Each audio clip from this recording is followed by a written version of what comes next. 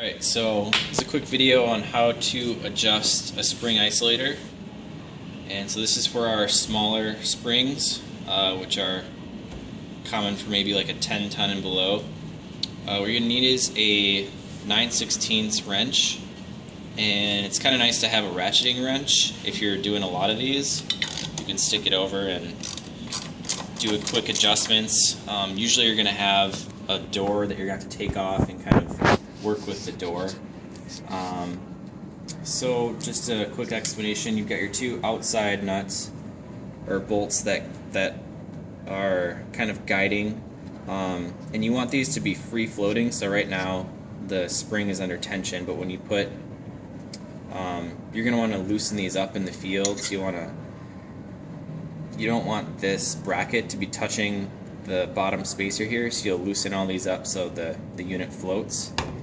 And you don't want this bottom bracket touching the bottom here, so if it is bottoming out, you can tighten the inside nut, and there's a bolt on the inside of the spring. So you just stick your wrench in there and tighten.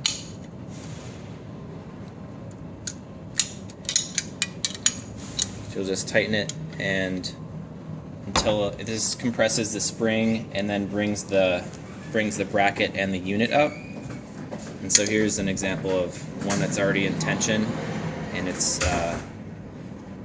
lifting up. So the first thing you want to do is loosen your outside nuts and have it free floating, and then if you have any that are bottoming out, then you'd want to tighten up the spring, the center bolt, and make the unit float.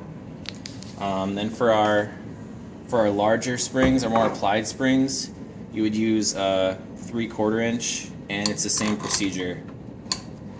So you just start out by loosening these outside ones, and then if you have any that are bottoming out, tighten the inside bolt.